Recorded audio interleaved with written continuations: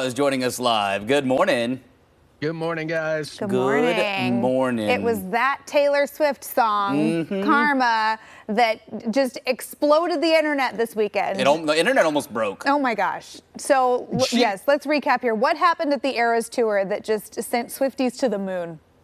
A lot happened at the Eras Tour that sent him to the moon. Travis Kelce had a bye week from the NFL, so he went down to Argentina while Taylor Swift is on the international leg of her Eras Tour to attend the show in concert for the first time since they've actually been together as a couple. So he was there. A lot of fan videos, you can see him walking out to the stage. He was in the crowd, and then when she was performing her hit song Karma, she changed some of the lyrics to say, "I got a player on the Chiefs that's coming straight home to me." And there was a reaction video that Travis Kelce, apparently he didn't even know that was happening, and he was awestruck and surprised when he heard that during the live performance. And then there's another video of her coming off the stage at the end here, and you can see him waiting for her. They give an embrace. And then they were doing the old smoocheroo. A lot of public displays of affection going on between these two. Oh yeah, they were packing on the PDA this weekend. That was like she ran right into his arms. I mean, this definitely, I feel like if you weren't already convinced, this confirms the relationship. Which I'd say. It is kind of funny that I feel like for weeks it's been like, are they is this the real deal? Well, yeah, they're dating. Like we know that, but it is interesting to see this. Do you have display. any other conspiracy theories for John Oliver right now, yeah. Mike? Do you want anything else you want to weigh in on?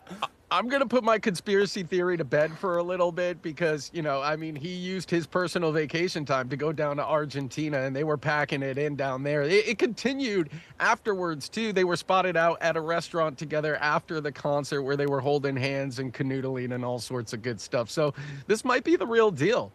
Yeah. All right. Yeah. Fascinating. I'm happy for her. She seems happy. They seem happy. And if not, boy, I'm looking forward to that next album. Yeah. That's either way, it should be interesting. Okay. Stand-up comedian Matt Rife. He's this relatively new comedian that has just shot into Huge stardom. on social media. Yes. Yeah. He's been talking about that rise to fame. Yeah, he essentially blew up out of nowhere. He recently did a interview with Men's Health magazine where he touched on what it's like being a physically fit comedian and how he struggles with it because it's harder for him as somebody who's in shape to be funny because, he doesn't get the benefit of the doubt from the crowd that he doesn't have the same struggles that they do and that he's got to win people over more often. Well, I mean, to that, I'd say, hey, Matt Rife, stop taking your shirt off to promote your upcoming tour. That's all I would say to that. He did go on to say that his future goals are to be successful enough to delete every app off his phone and have somebody run his social media for him, which is how, like Emily said, he did get famous. And to that, I will also say, hey, man, you just sold out a tour 2 nights in almost every city in America. You should be able to afford somebody to run your social media at this point. I think he's I would think that he's there. Also, those are some real goals. I love that.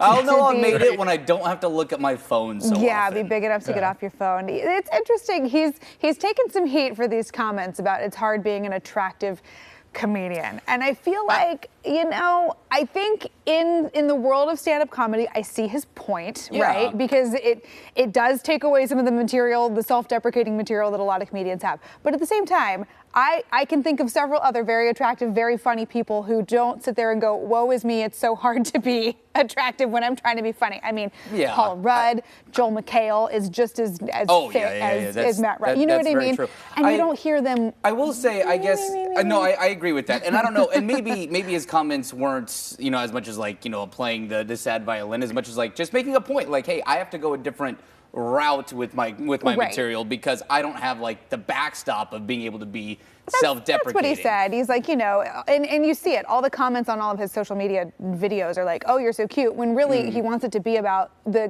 bit that he posted, the jokes that he's making.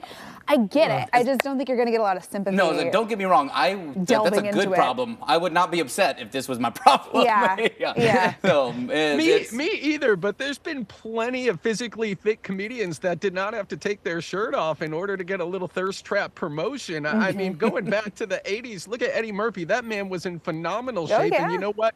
He was just funny. Yeah. That's a good point. Yeah. That's a good point. I think it's one of those just keep the jokes coming and you'll be successful. Like you said, he sold out a tour for a reason. So. Mm-hmm. Yeah. All right. Thanks, Mike. Have a good Monday. We'll see you tomorrow. Take care, guys. And don't forget, you can listen to Liz and Mike every weekday morning on 105.1 The Buzz. All right, it's 8:21 and ahead at 8:30 on AMX.